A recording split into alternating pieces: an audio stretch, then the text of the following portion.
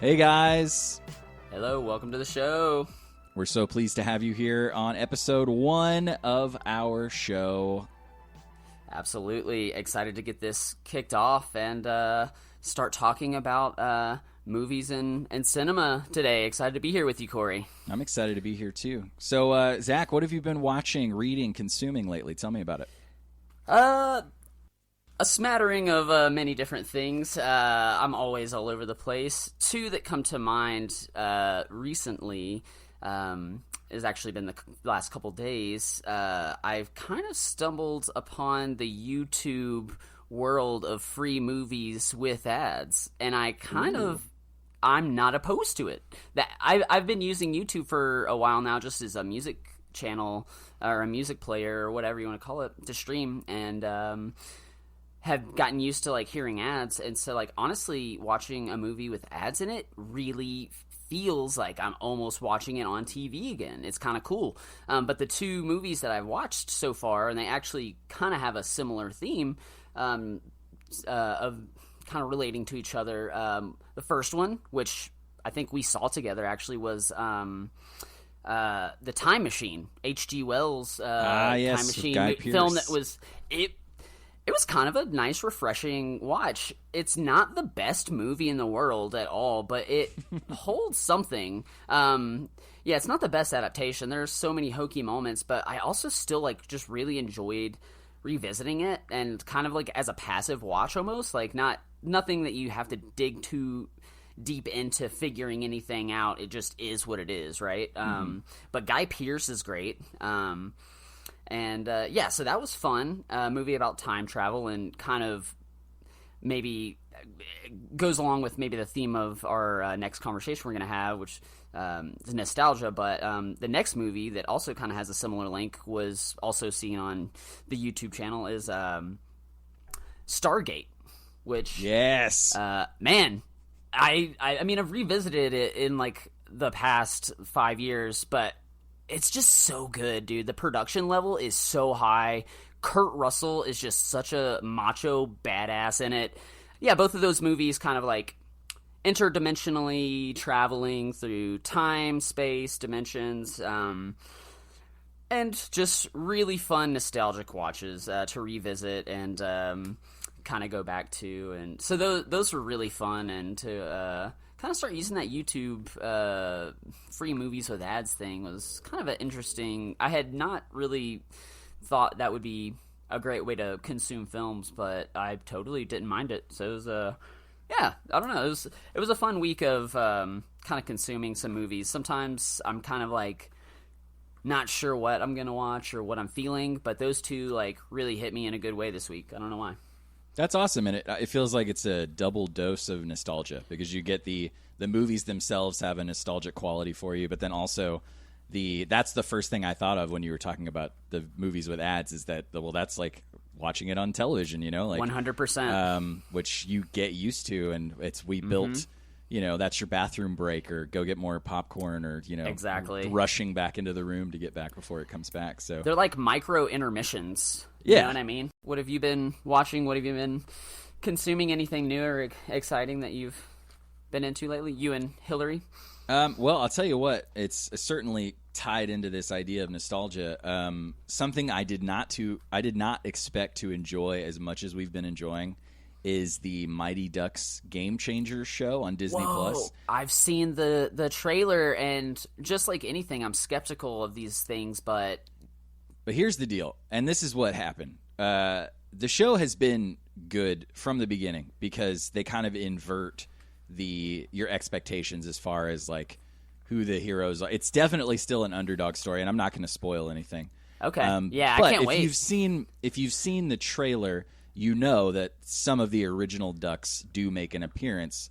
Okay. And in last night's episode, they were heavily featured, and I cried 4 different times just from these, because sometimes these nostalgia injections can just be so potent that you feel overwhelmed, and it just takes you so much back to that moment. It's true. Of your life. So, grew up loving the original movies, saw them so many times, and ducks I mean, fly they're together was super in my quotable. vernacular. Exactly. Like there's so many quotes. So that was that's been really good, and I would highly recommend that to anybody. Not only for people that are into the Mighty Ducks, because it is also another bit of kudos that I want to give it is that a lot of shows or movies that are structured around that nostalgia kind of only cater to the nostalgia. So they're not really worried about telling an interesting story or developing new characters. This show is interesting outside of the nostalgia rush that you can get from it, which is difficult to pull off. It is, but I do feel like there has been a trend with this kind of reboot, or not even reboot, but continuation, but also like adding like a different dynamic, just like the Karate Kid Cobra Kai series that has come out. I haven't seen it, but from what I've heard, it's not really much like Karate Kid, but I've also heard it's like very, very good. Right. So it's kind of exciting to hear. And it is smart that these, filmmakers and, these companies like Netflix or whoever's producing these things that, there is a lot of value within our memories that they can pull from and kind of utilize to make money and to make these new franchises. I mean, that's the strength of, Stranger Things and kind of where all this kicked off, this maybe like nostalgia throw. And you said something really interesting, though, that I really loved about how watching this new show kind of tapped into those early childhood memories of watching it and kind of pulling that emotion that comes from it. And I think that's really fascinating. I think that there's like such a fascinating psychological aspect to that our minds are sort of these treasure troves that can be tapped into emotionally, and just by like kind of, if it's done right, they can really tap that chord in you and really, take you back to those moments. And that's seems so powerful for us as a society and all. I mean, we consume these things so much and then reconsume them again. It's like something is there. And yeah, I just think it has to do with our connection with those things, it being so early in our lives and living with those, that beloved film for so long, and reconnecting with those characters is like reconnecting with an old friend from your past, right? It's exactly right. I mean, and I think it's so interesting how many films are trying to do that now. And so we're seeing these different attempts at doing that. And one thing that I have discovered, the ones that work for me are the ones that are both genuine and that feel earned, because it's really easy to, throw in some casual reference to the thing that you're pander continuing. To the fans. Right. Yeah. It's the difference between fan service and, I guess earned nostalgia could be a way to refer to it. But yeah. It's such a double-edged sword, because you have this, there is such a wonder and a beauty to it when it works well. And it just, like you said, it feels like you are hanging out with someone that you used to know, and it's like a warm blanket, Yeah. But when it goes wrong, the other side of that sword, it can be so infuriating and upsetting when you have filmmakers who are just flubbing it and just trying to get that fan service, that easy way out of whatever reference or whatever. So we're in a situation now where we live in a world where everything almost is a reboot or a sequel or a reimagining, right? So or based on a book or a comic, or it's right. Everything. So we've now seen so many examples of when it works and when it doesn't work that I feel like as viewers we're starting to develop more of a sensibility and a sensitivity to what works for us specifically, because for some people it doesn't really matter. Like, they'll take the fan service all day long. But I think it's a way for maybe for people like you and I who like to think we have a discerning taste in film. We can start to think about this nostalgia grab in a more critical, thoughtful way and really dissect when it works and why it works. It's true. And one great example, I think one that we're both like exceedingly excited about is the Mandalorian series, right? Like, I Absolutely. mean, what a perfect example of like they could have that up so hard, and it's incredible. Like the way that they have astutely placed all these pieces, and just the touch that they've used with it is so soft. And they, Jon Favreau and Dave Filoni and those people have really done such a fantastic job of reconnecting us with these characters from the past that, we thought might have been. I mean, we thought was, well, maybe if people haven't seen it, I shouldn't spoiler. And now back to your regularly scheduled program. And this actually, yeah, and so this is something that I wanted to bring up. I'm so glad we've made it to this point because, so in particular, what I've been thinking about this Star Wars franchise recently is like, so we've lived with Star Wars our entire lives since we were children, and they're part of our memories now. Like, they have baked into us, like, we all know Luke and Leia and Han and Chewie and R2 and C-3PO, and they're our friends, and we've just seen them go through so much, as well as all the other characters in the show. And so seeing the films play out over time, over our entire lives, has kind of created this disseparate sort of map or puzzle in our head, right? Of these pieces of this universe that have been planted in our memories since our childhood. And what they have now done is to connect all of these disseparate pieces of the puzzle in all of our minds as adults. And to do it the way they do it is like, for me, I feel like there's this psychological level of like, it's tapping into like, when you connect when synapses or whatever they're called connect in your head, that releases like more dopamine, and it makes you like, it increases brain power and functionability. And for me, I feel like this universe that they've created and like the Mandalorian series, like taps on all these different parts of your brain and your past and these memories and connects them in a way that just creates this really jovial, euphoric feeling when you're watching the show, where you can't believe that you're like back in this world and you're discovering more of it, and that it just feels authentic, right?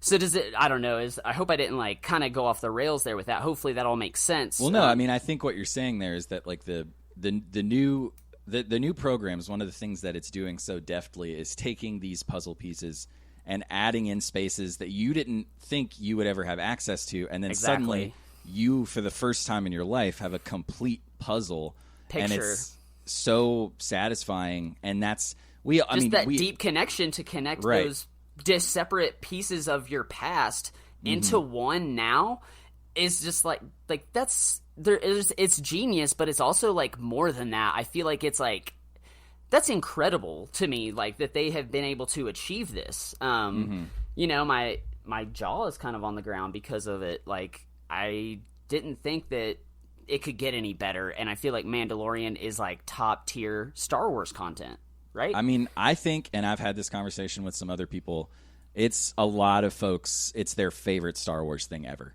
And I think that it's easy to feel that way, and it's easy to say that because not only does it work so well on its own as a terrific program, but it is, like you said, it is completing that puzzle in such a creative and interesting way that is so earned and not cheap, and like it's able to tap into those emotions. I mean, it's Star Wars is one of those things that, yes, we're talking about space wizards and it's like a fantasy thing, but it's also it always has such deeply heartfelt moments and such 100%. Wonderful, powerful things that it really can invoke from viewers. I mean, and this is 100% true, I cannot see the binary sunset scene with the music, which is, of course, a key part of it. I will never not tear up. It's so powerful for me. It's gorgeous. And this is true. Like... It's one of those cinema moments that just is so heightened that it pierces you. It pierces your heart, right? Right. And it's... I don't know. It's that's one of the things that I think that I've always, even without knowing that I was feeling that. But one of the things that makes it so wonderful and unique is that it does have a genuine heart to it. And The Mandalorian is absolutely continuing in that tradition. It's been beautiful, and glad that we kind of got to have that little Star Wars diversion that we always seem to get on every time. It probably will.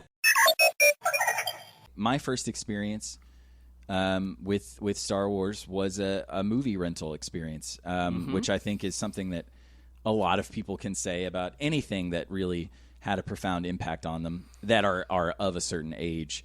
That movie most of the time came from a Blockbuster or Hollywood Video or your local video stores, which are so near and dear to our hearts. And I can still see the Blockbuster counter, and I can see the original trilogy, not the special editions, the original unaltered trilogy on sale. It's the black box set, and it's got the Stormtrooper for Empire. Pretty sure Vader might be on A New Hope, and then I think Yoda is on Yoda's Return? on Jedi, yeah. Okay, yeah. And so, that's just, like, instilled in my brain. And, just like I was saying to you about my grandfather and taping videotapes from the, video store as well. Like, and that was a pastime that, we had always done. He would rent them and then tape it and then, have 3 different films from different franchises on, one VHS tape. You ended up with some amazing little VHS, like self-contained VHS experiences. Do you want to tell some of our viewers some of those combinations, because they're pretty amazing? Yeah, it would be really interesting. So we would have, say, like, enough tape for 3 movies, but it wouldn't be like, the full Star Wars trilogy on one tape. It would be like Empire Strikes Back, and then like Temple of Doom, or like maybe Last Crusade, and then say like Top Gun, like really sort of wildly disparate sort choices, of, yeah. But also, a lot of them were in the vein of that, like that Brat Pack or whatever from the 70s, like, so a lot of Spielberg, and I think a lot of looking back on it now, we would definitely think that, well, that makes sense. Like, I would watch that 100%. tape right now. Yeah. But maybe at the time it was a little just like, well, this is what I've got in front of me, so let's go ahead and make this tape. And to go into like my first experiences with Star Wars too, like they're from those tapes, and we didn't have A New Hope. So for everybody out there, like who has like started with I started on Empire and Jedi and didn't realize A New Hope existed for like 3 or 4 years until like I stumbled upon it on TBS one day, so it's just like very jarring way to like be introduced to the world, to see 2 parts that preceded the first part, and then to see that first part after the 2, it threw me for a loop, because when I saw it on TV I was like, oh my god, there's more, and he's younger. That's pretty what is amazing, this? right? That's kind of magical, right? It's a weird sort of introduction. Like, I would have loved to have had like a chat with you during those 3 or 4 years about like what did Star Wars mean to you, because like to have such a different introduction to it, especially such a dark chapter like Empire, right, to start with Empire. To start with that, and like but then also to jump to Jedi, which is so tonally different as well, like, and Jedi was my favorite. Jedi was my favorite Star Wars film for a long time as a youth. Oh yeah, I didn't understand the complexities of Empire from that age. Right. I liked it because it, the Vader Luke duel, and Cloud City. I mean, there's a lot of great visuals going on in that film. So I mean, as sort of a child, latching onto that kind of stuff, it was great. But for some reason, like Jedi, like Jabba and like the sand barge and all that stuff just like got me going when I was young for whatever reason. But and one quick thing I wanted to say, I wanted to apologize to our listeners, because I am realizing I have frequently referred to you as our viewers, but you are not watching us, so I apologize. I keep just a little peek behind the curtain. Zach and I are using an app that allows us to see one another. So I think that may be why I keep saying viewers, because like I think people are watching this screen, but they're not. So I think that, that's certainly video stores played such a critical role in those early experiences with cinema. And then, Absolutely. It shows us the way that media has transitioned over the course of our lives. Right. Yep. as a young person, never expecting things like that to go away. And then suddenly now living in a world where we literally have just one blockbuster left, which shout out to the Netflix well, it's not a Netflix documentary, but it's on Netflix, which has its own bit of irony. Of course. Yeah, and they mention that in the documentary. They do, yeah. Great. Check it out if that is appealing to you at all, if you have video store nostalgia. It will scratch that itch for sure. But it's heartwarming and, yeah. I think, Zach, that leads us to a point that you wanted to really get into, which is the way that as we have grown, when we've seen things like the video stores go away and our relationship to the media has changed and shifted from physical objects to now digital streaming, and even now, of course, our relationship to theaters is changing. Right. Let's talk a little bit about how that has changed over the course of our lives. Absolutely, yeah. Thank you for that. And yeah, it has, and it's for better and for worse, it seems, right? I mean, there is so much of our past tied up in going to these video stores and having these, cherished moments with our family members watching this movie or that, or going to the video store and like picking out that rental video and walking through and having that tangible experience of looking at all the covers when you're, there, and kind of being more aware of the cover art than the movies themselves in some cases, right? Like some cover arts, I feel like are more cover arts. Some covers are more, maybe more famous than the films themselves. For sure, yeah.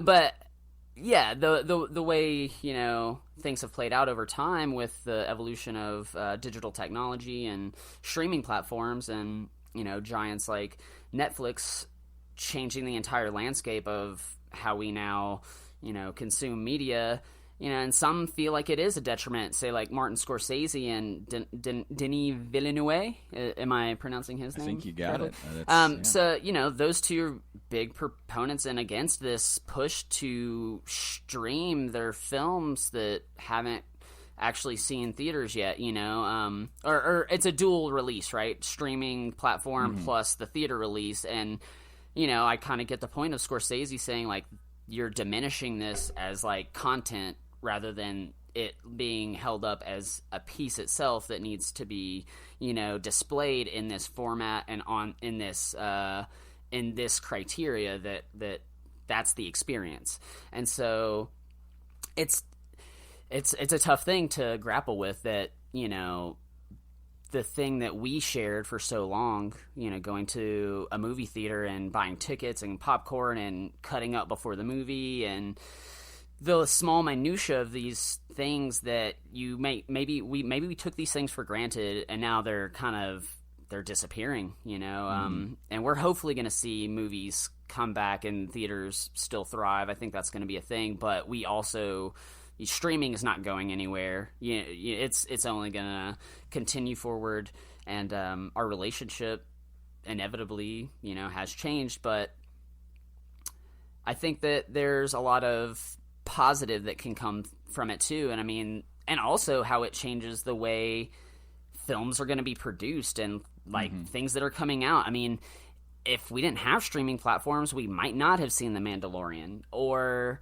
say, would there be a Snyder Cut if there wasn't, a streaming platform willing to like put the money up for that guy to completely refilm a movie that already came out 4 years ago? Like, is that even necessary?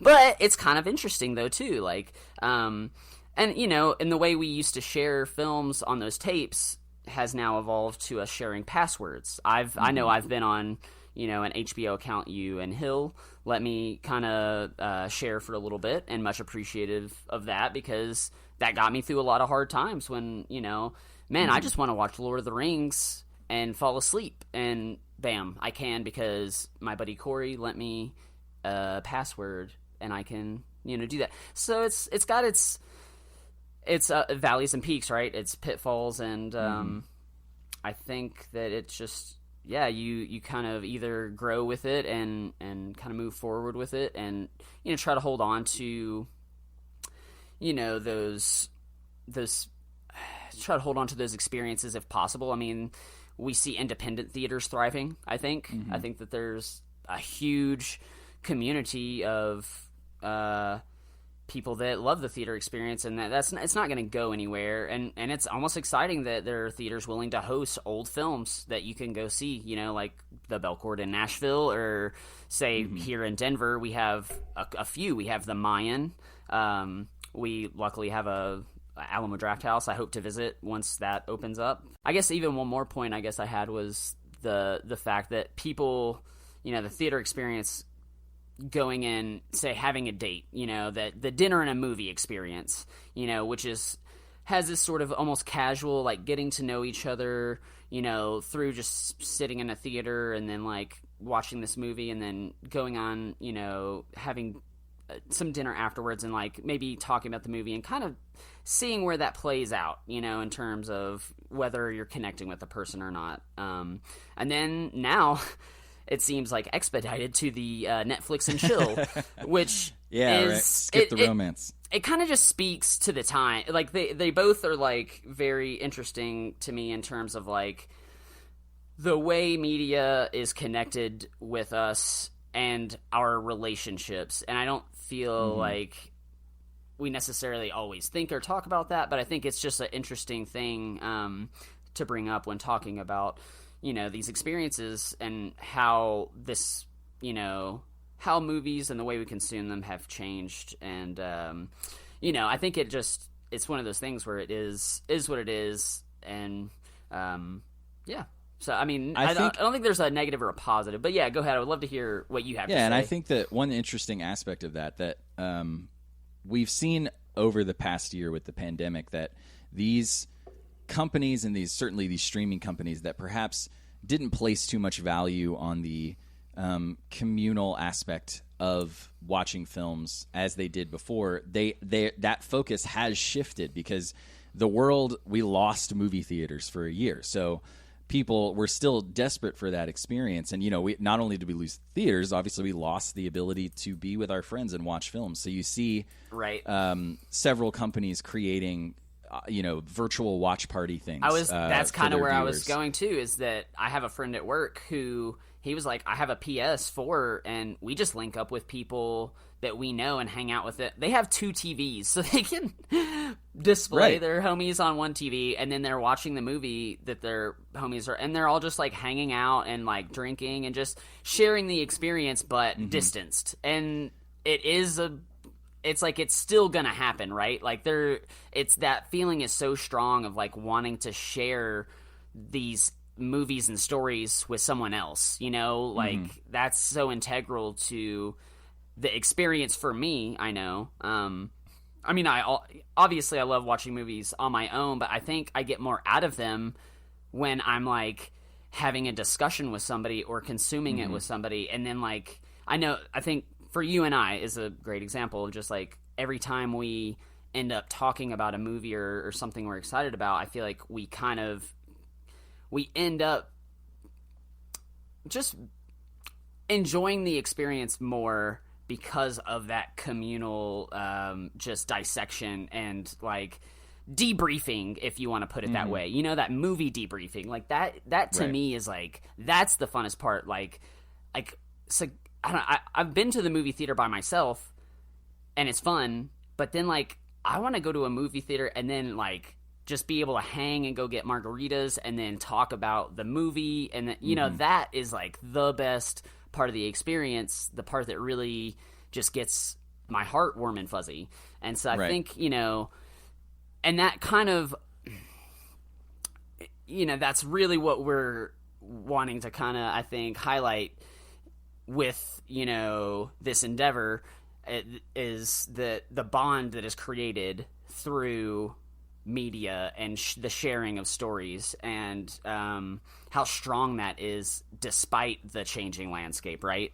And I think that we as we have identified here in different areas, the community will find a way to be together. Even our show is an example of that. We are using an app to connect us across the United States to have these conversations, and people are using the internet to create these virtual watch parties. And even the sort of heavily contested decision of Warner Brothers to have their movies premiere on HBO Max, allowing the public access to something that they normally wouldn't, because so many movies just got delayed. But Warner Brothers, the positive side of it is I think, of course, there's we can argue for that they did it just to get more money for HBO Max, blah blah blah. And yes, there are certainly parts of all that those that are boxes true. are checked. But Yes, also, it also allows people to see these films that they didn't think they could get to see, and they have a further reach, most likely. Yeah. Now that we have these these technological advances that will allow us to watch them with our friends virtually, we have kind of found a way to make it through all of these things, all of these obstacles that the pandemic has created, to still try to have that theater experience, especially when we're talking about a brand new movie that we would have had to go to the theater to see. And it's a really interesting way to kind of see the power and the strength of the communal aspect of film, that it will persevere no matter what. Like, I think that's what we've seen proven through so many different things over this past year. Right. But it's just really, it's a really powerful thing. Yeah, it is. And I mean, so why cinema? Like, why is it that thing? What is so strong, so palpable? I mean, maybe we've already kind of pinpointed that, and it's that communal aspect, right? I think that's one gather part of it. around. Okay, yeah. But gosh, I mean, that's kind of why I think that's sort of our backbone of our show, is like every time we have one of these conversations, we will likely discover another facet of an answer to that question. Like, yes, this time we're kind of highlighting that community is a big part of why cinema, but also you have to think of the escape that cinema offers, and we'll definitely explore that further in the future. And I think that we'll continue to highlight and find really, really fascinating corners of what makes film this thing that is so vital to certainly our lives and so many others. That just intrigues me so deeply, and I look forward to peeling away at that onion over the course of our show.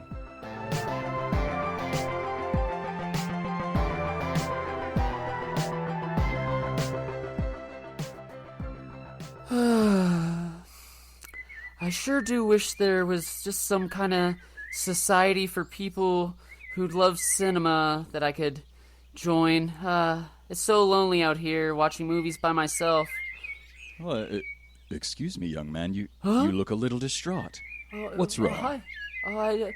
I just looking for a community to talk about movies and listen to people talk about movies. What do you know about that? Ah, well, I actually know just the thing for you, young man. Have you heard of the Secret Cinema Society? What? That's No, right. What's this? You can come down to our dungeon over here, and you'll just walk down these cobblestone steps. So watch your step there. There's a crack. In here, we talk about movies. It's very beautiful, yes. And we do offer some benefits to those listeners who, Is that right? who have money. Yes. Well, I only got $1 though.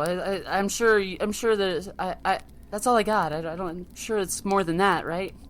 I have some great news for you. For just $1 per podcast episode, we will list your name in the written credits of our show. My name in Your the name. show written? That's right. Oh my gosh! But if there was, I would just love it if there was a way my name could be spoken on the show in some sort of way, or shouted out in some kind of fashion. Oh, well, for $5, we'll list your name in the written credits, and we'll give you a verbal shout-out at the end of every episode. Really? Oh, That's this right. is sounding better and better and better. Oh, I know, but it would be so cool to get to know these guys more, maybe, and to see how they work behind the scenes. I don't know, but If only there was more. I might just join. I don't know. Is there something like that you offer? Well, today's your lucky day, young man. For $10, you'll get all the things I previously mentioned, plus bonus outtakes, extended episodes, and even bonus episodes. Oh, this is perfect. Exactly what I was looking for. That's right. Now All I just you have to go make $10 more.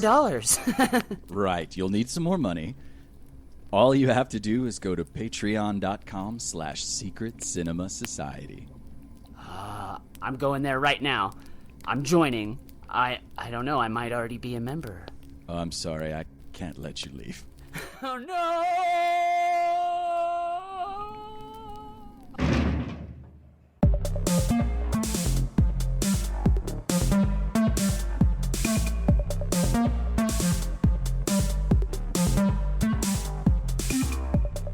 So many members of the Secret Cinema Society developed their love for movies at a very young age.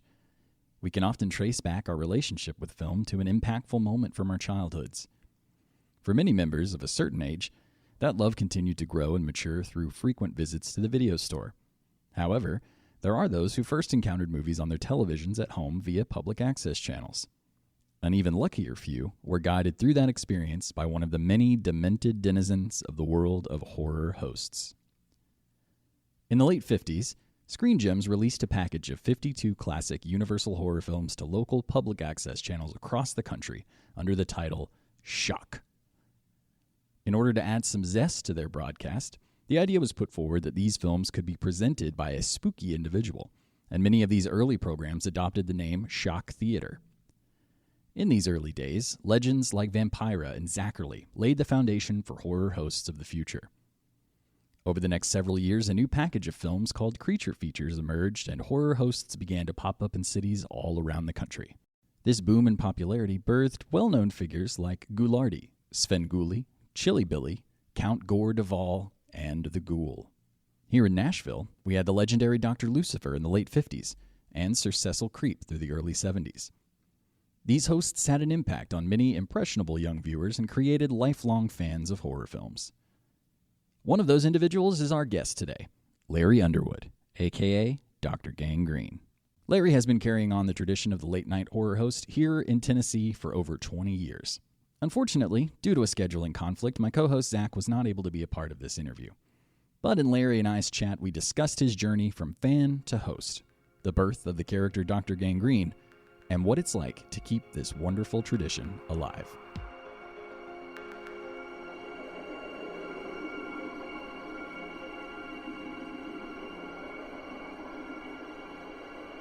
So the horror host subculture has a very rich history of these wildly creative people creating memorable characters. But in your opinion, what is a horror host?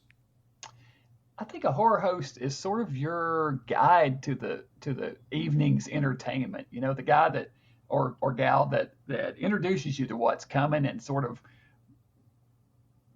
presents it in a humorous, although sometimes not so humorous, but kind of, you know, a lot of these shows when they were first put on TV just weren't that great, and they needed these packages. Either the films were shorter or they just were not, you know, there were some of the slower B40s kind of stuff.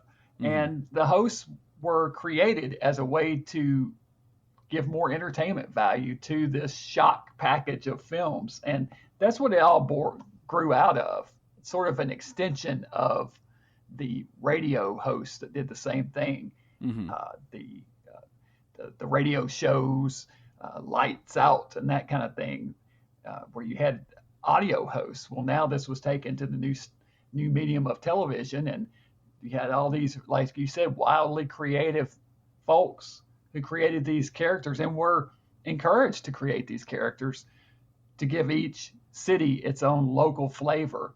And it sort of took off from there. Yeah, and it's interesting that you mentioned that each city really does have its own unique cast of characters. We've got our famous Dr. Lucifer and, of course, Sir Cecil Creep. So how did you go about creating this Dr. Gangrene character? Was it inspired in part by other hosts, or was this all just from your mind? Well, when I decided to do it, to do the show, it was kind of twofold. I work in a hospital for my day job. This was 1999, 98, 99 when I first started thinking about it. And then the first show aired in 99. The TV show ER was super popular at the time. Mm-hmm. And there's a character on ER who is played by, called Dr. Green. And he's played by Anthony Edwards. Right. And I was getting stopped by people all the time and told, you look like that guy from ER, Dr. Green. So Dr. Gangrene is sort of a play on words of Dr. Green, because I was already getting stopped all the time. And then once I kind of landed on this medical professional, this medical mad doctor that I wanted to do, then I started reaching out to friends of mine who were researchers over at Vanderbilt and stuff. And they started giving me some lab equipment as far as like, hey, here's a test tube, here's a beaker, you know, that kind of thing.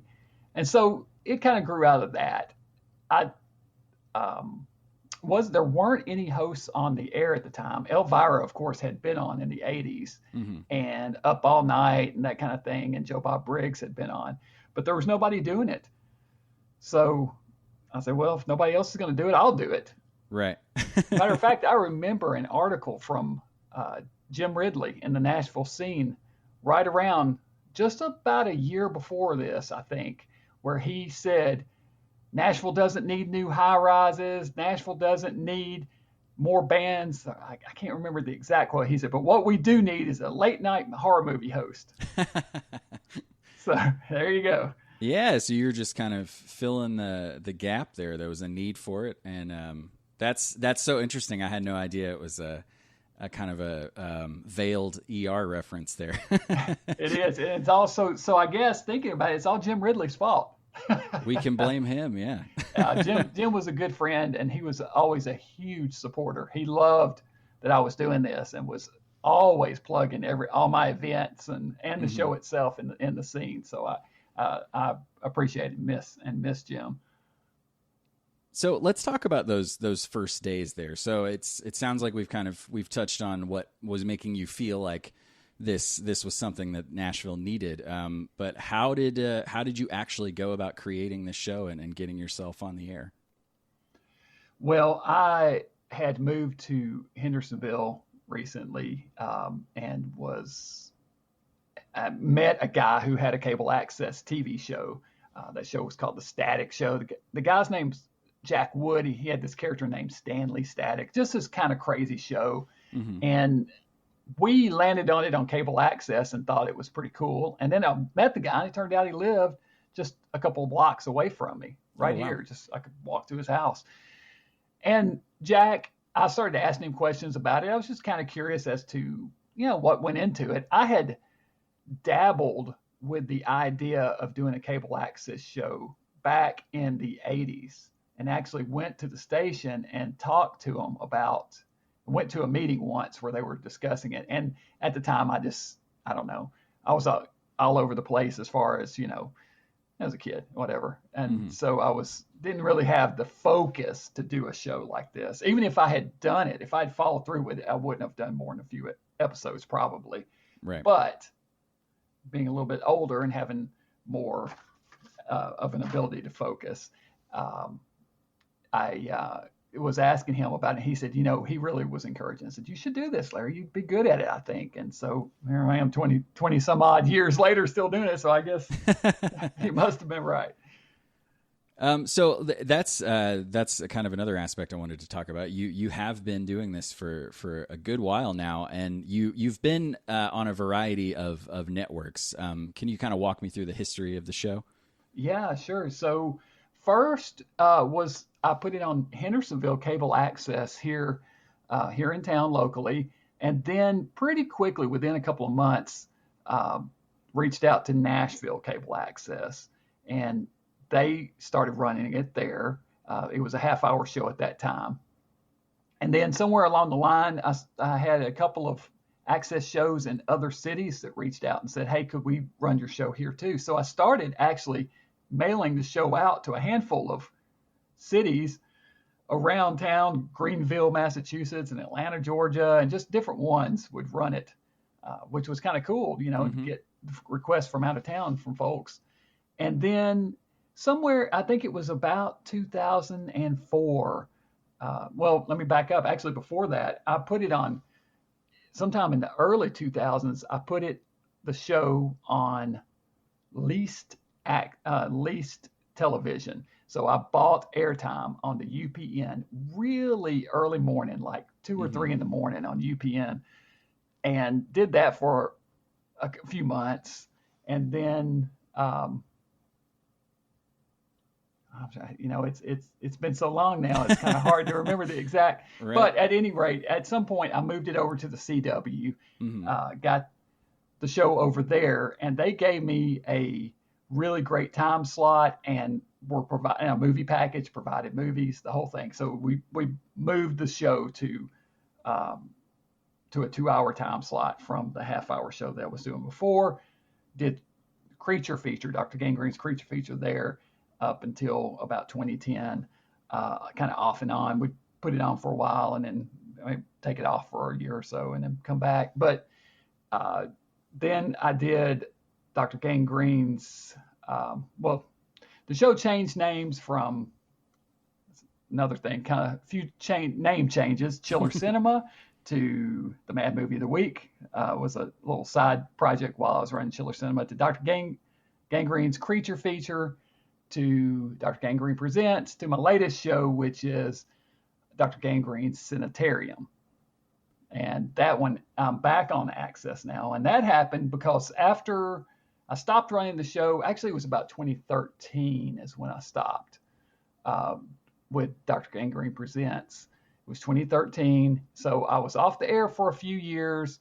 And then in 2019, it was my 20th anniversary.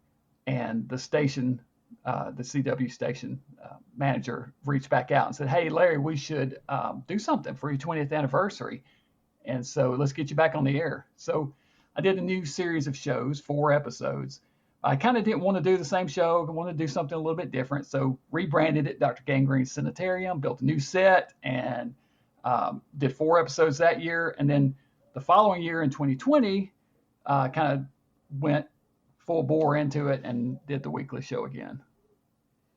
And so, yeah, it sounds like even the format of the show changed several times, with the traditional hosting of a full movie being kind of the norm, I guess, which you have done and are doing now. But tell me about when the show was half an hour. How was the show structured then? The initial half-hour show, Chiller Cinema, it was sort of a variety show. It would be interviews, it would be skits in the lab, it would be movie reviews, talking about movies, showing trailers. It was all about the movies, but not able to show the movies. Although occasionally I would take a movie and chop it down to 30 minutes and just, kind of just the best bits of it. But yeah, that's kind of what that show was. Dr. Gangrene Presents, the show that I did later, in 2012 and 2013, I took old public domain television shows like One Step Beyond and Lights Out. I would cut out the host bits and put my own host bits in there. So it was, again, a half-hour show. The reason for that being the movie package the station was giving me for Creature Feature. They finally dropped that movie package right around 2010, 2011. So if I was going to stay on the air, I had to find new content. And so that was the easiest way. I could have gone with public domain feature films like I'm doing now, but we just decided to try that and do the half-hour show for a little while there. So a couple of different formats with that. Now, that original, or that Creature Feature package that you're talking about, is that the original package that kind of started all of this back in the late 50s? No, this was leased access, this was what they call cash titles. So it was just all over the place, the content. It was stuff like Total Recall with Arnold Schwarzenegger and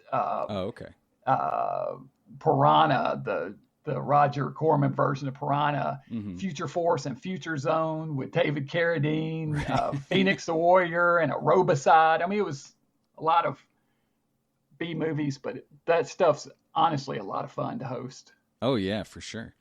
I mean, and we kind of touched on this briefly, but the whole phenomenon of this horror host subculture was really born from that original package that Screen Gems was trying to sell.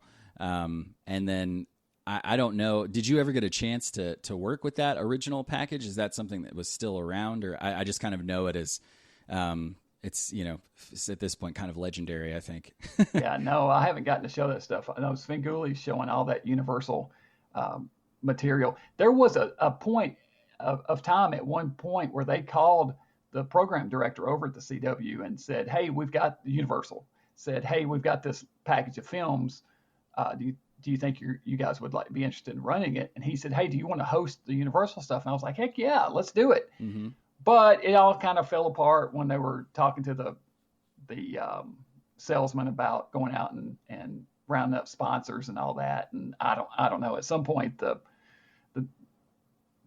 the deal fell apart, and I wish it had not. I wish it had worked out, because I would love to have hosted, Tarantula and the Creature from the Black Lagoon. It would have been a dream to do that stuff. Yeah. It's so with those original hosts coming out of the late 50s, we've got Vampira and Zachary, and then later with the original Svengoolie. The subculture has a varied and rich history. So how does it feel to be a part of that amazing history? Oh, it's great. That was always something that I wanted to do, was to keep that legacy moving forward, to be Nashville's new guy, so to speak, and continue that tradition that locally Sir Cecil Creep and Dr. Lucifer had laid that foundation for. Mm-hmm. It's interesting. Obviously the initial birth of this culture was from public access, and that's where it thrived over the years. And then as that sort of faded, I think you probably saw a real dip in the horror hosts as well. So how we talked a lot about the kind of the changing world of entertainment and how we consume media on this episode. And how does a horror host who's kind of born from the world of public access TV survive in a modern digital world? Well, me personally, the good thing about cable access now that I've come back there, and the reason for that is that Cameron McCaslin, who is was my director, the director of my show when I was the latter half of the Creature feature run, and then into the Dr. Gangrene Presents. He's a good friend of mine. He is sort of taking over as the program director over there.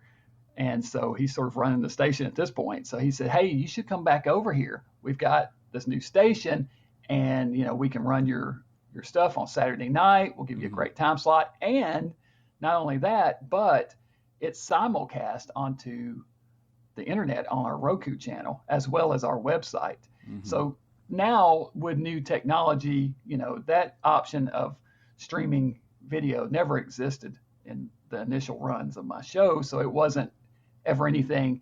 We always knew it was going to be one day a thing that would be possible, but it wasn't. It wasn't. I mean, I was editing on VHS tapes when I started the show. Right. We couldn't even do computer editing yet in 1999. But now with the ability to for them to simulcast all and stream on Roku and their website, it's great, because that opens up the audience to not just local folks, but people all over really the world who would be interested in watching. Yeah, it's really incredible. You get honestly your reach certainly increases, which is pretty neat. And you're able to reach people that maybe would never have known about horror hosts or some of these films that you're sharing with the community. So it sounds like it's a pretty cool, a good way to have rolled with the punches there, and then also good for you as well. It is. I mean, of course, you run into the whole thing of you just have to get the word out, and how do people find you, and that's where, of course, social media comes into play, and is an important thing for people that are interested in this type show. And let's be honest, it's a niche it's a niche thing. Right. I mean, as big as some horror hosts are, even Joe Bob Briggs and Svengoolie have a niche. If you go into Kroger, for instance, and you just walk up to a random stranger and say, "Hey, did you watch Joe Bob Briggs this Friday?" They'll have no idea. What? Right. Did you watch Svengoolie? Huh? Now, in Chicago, they might not, that's because horror hosting, despite this global accessibility, really works best on the local level. Mm-hmm. You know, people can say, "That's my guy, that's my gal, my girl." You know, that it's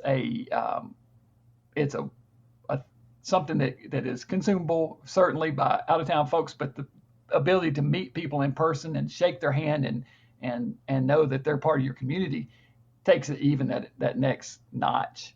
Yeah, and I think it's the relationship that gets formed between the audience and their host it's very strong, and I think that's one thing that I think is really interesting about this. With a lot of current horror hosts will talk about seeing a certain program when they were a child that, you know, had this huge impact on them, and then you have like the current Svengoolie being son of Svengoolie at first and kind of inheriting that title, and a lot of it seems to stem from these kind of childhood early experiences with either actual horror hosts or even just the type of films that are being covered.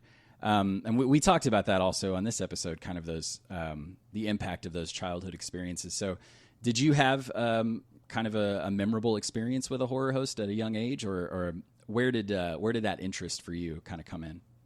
Yeah, I mean, I was introduced to the films themselves first on probably weekday afternoon. There was a show called The Big Show that ran in the afternoons after school, Mm-hmm. and they ran all kinds of movies, but they would occasionally run the Universal Horror Classics. And so, you know, they would have, I remember really clearly a series of themed weeks they did, where they would have a Frankenstein week, and they would show all the Frankenstein films, and a Wolfman week, and they show all the Wolfman, Creature week. I remember watching the Creature movies there for the first time. So I remember that.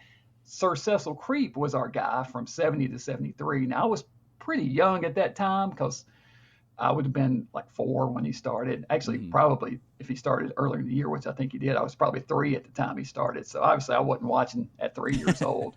But I did get to meet him at a Boy Scout event once. They had some event where Sir Cecil Creep was there. I almost think it was at one of the kite derbies that he was there also, because they would do this kite derby where you build kites and have contests for highest flying, best decorated, you know, whatever, and give out awards. But met him and got a patch that says Sir Cecil's Ghoul Patrol. That's actually the patch that's on my lab coat right now. And you know what? I have, I'll tell you, sir, that those are hard to come by. I've checked eBay many times, and I don't think anybody wants to part with them. And that's especially cool that you came by it, you know, from the man himself. That's pretty amazing. Yeah, I have this memory of standing in front of him and maybe this is, you know, 50 years down the road, remembering 40 something years later, remembering the way I want to remember it. But I kind of have a memory of standing in front of him and wanting to tell him, I want to do what you're doing, but him getting pulled away by other kids before I had a chance to. But I do remember kind of saying hi to him and speaking to him. That's amazing. I mean, even if that's a created memory, it's a really good one. So I think you can stick with that for the. I can tell you another memory though that is true. In high school, it was near yearbook time, my senior year, and they were passing around this list, this clipboard was going around, and they said, we want everybody to write down where you'll be in 10 years. And so I started to write, I'm going to do a TV show like Sir Cecil Creeps. I didn't know the term horror host at the time. I started to write that, but my buddy James Slagle, who sat right next to me, goes, man, you can't write that. You'll never get any chicks with that. That's nerdy. So I changed it to something, you know, I wrote was, I don't even know what I'm doing tonight. So the heck if I know. Oh, wow. Yeah, nice. That's cool. That's cool. You know? Yeah.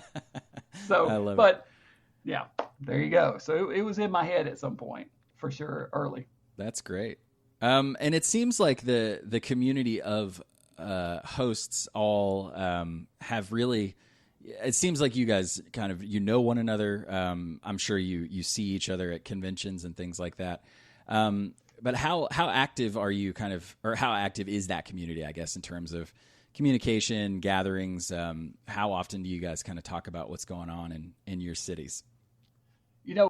When I first started, I started blind and didn't know anybody. And within probably the first 3 or 4 months, about 3 months in, 4 months in, Count Gore Duvall reached out to me and said he found my website. He said, "Hey, I didn't know anybody else was doing this. This is, I thought there were just a couple of us. So, hey, nice to meet you," and introduced himself. And then he started a Yahoo group, and a group of horror hosts all got together there and started talking business, use it as a place to talk shop on the Yahoo message groups. Mm-hmm. And then out of that was born something called the Horror Host Underground, which was a group of like-minded folks. And at the beginning, it was myself and Halloween Jack and Count Gore Duvall and A. Ghastly Ghoul. We all got together and started networking with one another and sharing resources as to where other cable access stations outside of your town that might be interested, mm-hmm. sharing resources, swapping tapes with one another, just became a little support system for horror hosts. Nowadays, I am still in touch with those guys somewhat, but I honestly don't speak with as many of them as I used to. I kind of got out of most of the horror host groups online now, just because I'm so busy with doing my own stuff, and just so focused on that. But I do know that a lot of those guys are very much very active, like you said, and very supportive of one another. And mm-hmm. I'm always try to be supportive anytime a host reaches out and asks me, how do I get started, or what advice would you give? I always try to give some advice if I can, Yeah, and I feel like I've always found with the horror movie community, the sci-fi movie community, it's always such a inclusive and supportive group of people. From the smallest scale of having a conversation with someone about a horror film to going to these conventions and just getting to share in that shared joy that we all have, and it just seems like the host community as curators of this content, that it extends to that as well, it's really good to hear that it's such a nice community and inclusive community. It is. And, just like any small, again, niche of fandom, there tends from time to time to be a little infighting and bickering amongst themselves. But I think you get that with any group. And, I don't think there's any group of fandom that all just gets along and all the time and is happy with each other's opinions. And right. And that's sort of another reason why I just sort of focus on my own thing, because I'm just not interested in that, Right. So you did mention being busy with your own thing, and of course you have your show, but outside of that, you have a regular column in Scary Monsters magazine, and I know that you also keep up with your blog on your website pretty frequently, and you are a published author, and you have a film now just recently released that is based on that short story collection that you published. So tell me a little bit about that side of Dr. Gangrene, the writer. Yeah, I mean, I've always enjoyed that. It's something that as I went along, I discovered I was better at writing, something that I discovered I enjoyed doing.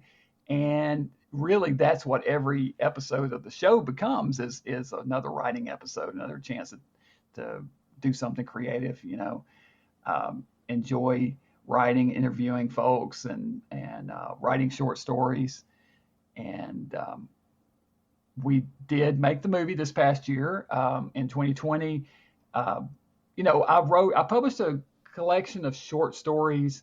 I wrote them in 2013 and published them in 2014.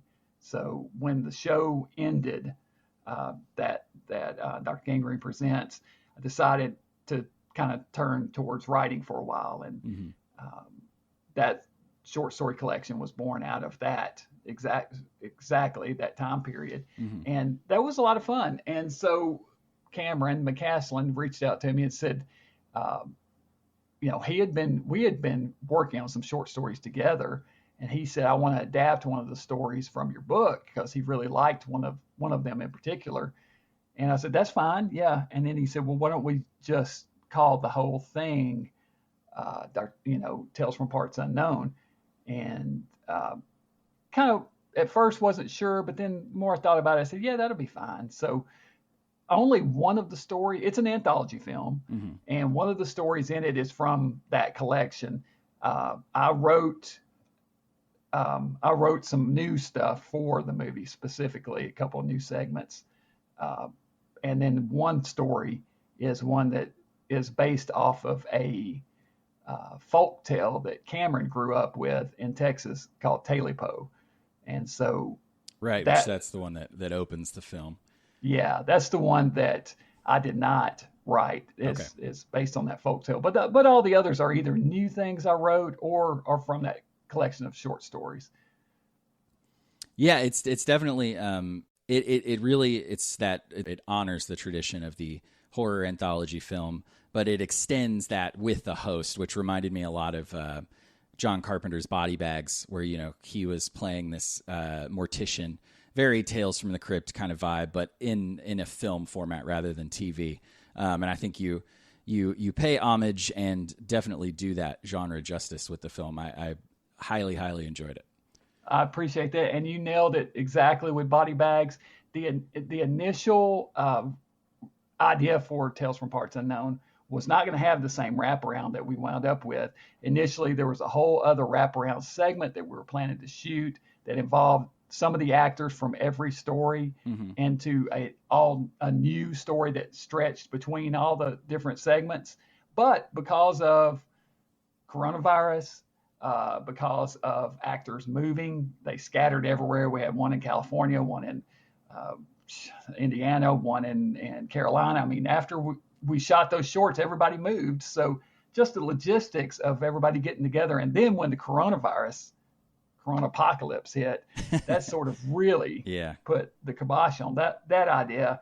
So it was either let's wait until who knows when it'll be okay to shoot again with a group of people, or we can sort of fall back and regroup and do something different. And one of the templates of, what I wanted to do all along was to make it sort of in the style of the Amicus films, because Amicus, those films, Tales from the Crypt, Vault of Horror, House That Dripped Blood, Dr. Terror's House of Horrors are some of my absolute favorite films. But Carpenter's Body Bags was one that I saw that I said, hey, Cameron, check this out, because, I'm a fan of that film, and Carpenter's doing kind of exactly what we're thinking about. And he watched it and he said, yeah, I get that. I think you're right. I think we can pull that off. So, well, nice. I'll have to give myself a horror fan point for absolutely being spot on there. You got it. So you also, I know that you host a yearly Halloween gathering. That's correct, right? That's right. So I'm certain you weren't able to do it last year, but tell me a little bit about that event and if we can look forward to one this year and what your plans are going forward. Yeah, it's Dr. Gangrene's Horror Hootenanny, and it started as a fundraiser for the show, actually, back in 2000, and I think it was 3 or 4, when my show I was paying for airtime, and the show was on the air and it was running every week. Gino Royd of the Creeping Cruds is a friend of mine, and he was watching the show back then. He said, man, I want to help you out. Let's do a fundraiser for the show. So he said, I can put some bands together and we'll do this thing, and we'll do a raffle and raffle off some events, and we'll put all the proceeds towards your show, keeping you on the air, which was awesome. Yeah. And we had such a good time doing it that we just decided to keep doing it every year.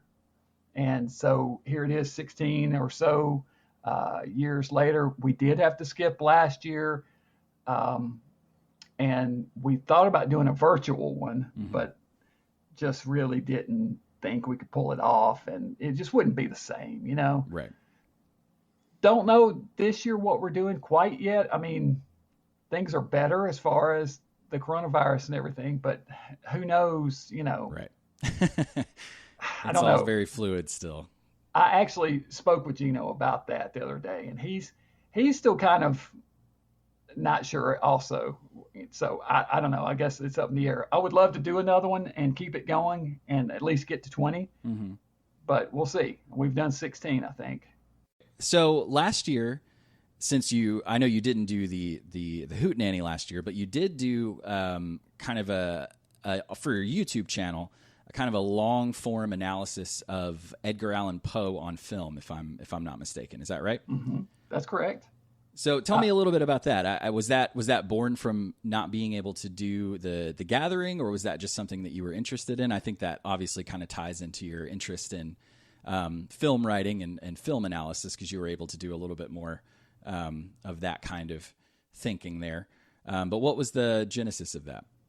Yeah, on the YouTube channel for the last 3 or 4 years, I've done a Halloween countdown like that, where I take a particular genre of film, and I will pick 31 movies and do a review of those 31 movies, and then post them at one a day, every day throughout the month of October.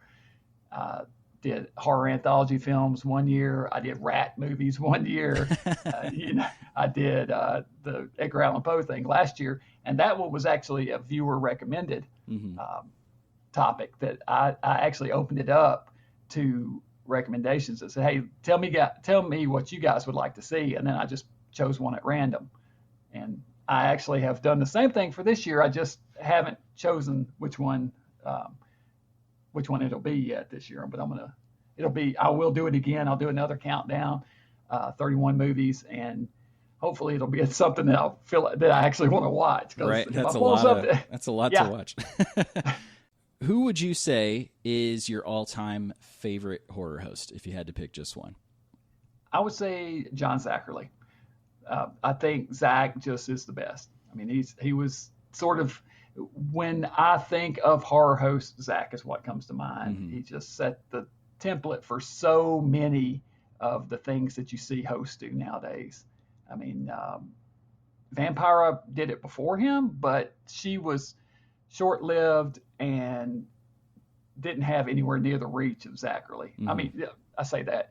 Obviously, she's iconic for the look, and the people caught on to her years later. But her show itself was so short-lived.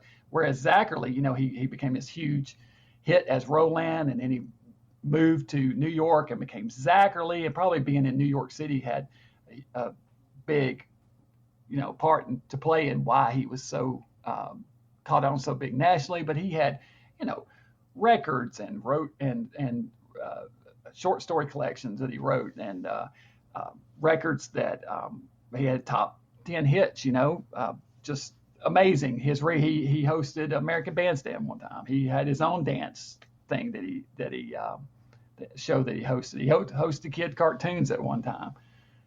And I got to meet Zach also. So that's amazing. Yeah, I mean, it was really one of the cooler things. And a picture of the two of us ran in USA Today. So oh wow, that was awesome.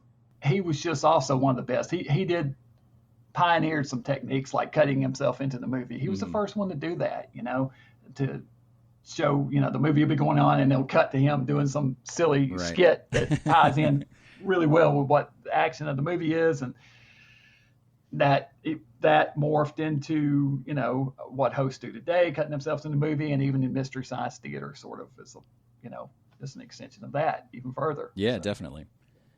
So you mentioned earlier that you will often give advice to folks who will ask you, what do I do if I want to become a horror host? So if any of our listeners have that desire in them, what advice would you give someone who wanted to become a horror host?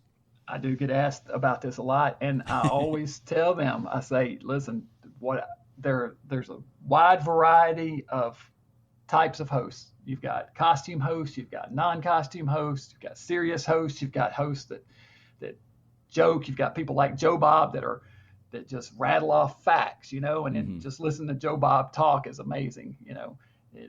He's like an encyclopedic book on films, just like John Stanley and Bob Wilkins were before him. He's an extension of that type host. So what I tell them is think about what you like in a show and what you would want to watch. What kind of show do you want to, if you went and turned the TV on and a show was coming on, what would you want to see? And then make that show. Because if you make the kind of show you would want to watch, you'll be happy with the end product, and that energy, that contentment will show through in the audience will catch it. They'll see it. Whereas, if you're making something you don't like, it's not going to be any good. Yeah. So that's the number one piece of advice I tell people. And, don't expect this to be, it's going to take a while. It's a long-term thing. Right. It's a long-term endeavor. When I started my show, it was a year before I heard any feedback at all, an entire year. Wow. It was like screaming into a void. Is anybody even watching this show? I have no idea. And then slowly the emails started, or letters started coming in. It was before emails, but yeah, I guess it was not before. But anyway, I started getting contacted through the station or through letters from folks after about a year. So it just takes time. Yeah, be patient. It's not going to happen overnight. Yeah. All right. Well, I think we'll end here with you're our first guest, first of all. So thank you so much for our inaugural guest. But we're planning on asking our guests the same questions, over the course of the episodes, so fans can kind of look forward to. I say that with the hope of I could also be screaming into the void here and that no one ever hears the show. But it takes time. Be patient. Yes, there you go. So one of the questions that would be fun for our listeners to hear from you would be top 3 favorite films, and that is also one of the most difficult questions. So if you would like to limit it to the world of Dr. Gangrene, that is certainly all right. Whatever helps you kind of give our viewers 3 recommendations straight from Dr. Gangrene. Okay, so you did not limit this to horror movies. You just said right. Movies, no. Right? Doesn't have to be horror, no. Okay. Well, I'm just going to rattle 3 off the top of my head. I love and have been recently rewatching on loop for some reason, The French Connection. Okay. I absolutely love that film. I'm a kind of the 1970s film fan, so a lot of the films of the 70s just really resonate with me. And to me, they absolutely got Best Picture right that year. I believe it was 73. It won Best Picture, Best Director, it won like 5 Oscars or something. But it's just a fantastic film. I love films set in New York City also. New York from the 1970s especially. It's got that dangerous, seedy feel to it. It's not New York like it is now, Driller, killer. Yeah, exactly. That New York, yeah, exactly. And it's before cell phones, so you still got, a danger when someone's out in the world. And, nowadays you just pick up your cell phone. It's ruined movies. Cell phones ruin movies. So that's a whole other that's a whole other topic. Right. Okay, so we'll go with that. Let's say, for some reason, Theater of Blood's coming to mind with Vincent Price, another 70s film. Okay. I love Theater of Blood. That's a great movie. And then let's do something old. We'll say Curse of the Demon. I love another horror movie, Curse of the Demon. 1950s, black and white. It's on Shudder. I just saw it today that it's on Shudder now. Oh, which nice. Is probably why it came to my mind. Dana Andrews stars. It's got that classic ending that was added where you actually get to see the demon, added by the studio, but I love it. I think Dana hated it. I know, some of the writer hated it. Some of the purists probably hated it. But it's a great film. I got to host that at a drive-in back, 2003, 2002. The owner of the Franklin Drive-In let me pick which movie we were going to show. So I picked Curse of the Demon. And for Halloween one year, we showed it up there at the Franklin Drive-In, and that's awesome. That was a blast.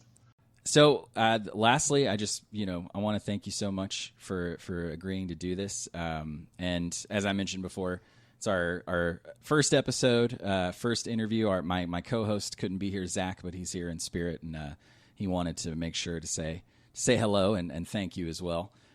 This has really just been a pleasure and an honor to speak with you.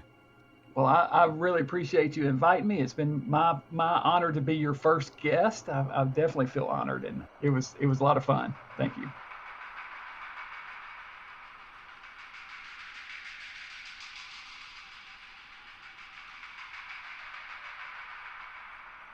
You can find Dr. Gangrene every Saturday night on Nashville's NECAT Network, hosting Dr. Gangrene's Sanitarium.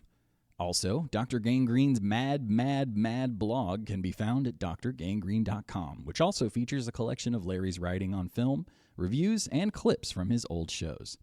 Be sure to check out Dr. Gangrene's YouTube channel and follow him on Twitter and Instagram at Dr. Gangrene. One last huge thank you to Larry Underwood for being our very first guest. If you want to learn more about the history and impact of horror hosts, we here at the Secret Cinema Society highly recommend John E. Hudge's documentary, American Scary, which features interviews with dozens of horror hosts along with celebrities and fans. These interviews can be found in their unedited form in Michael Monaghan's companion book of the same name.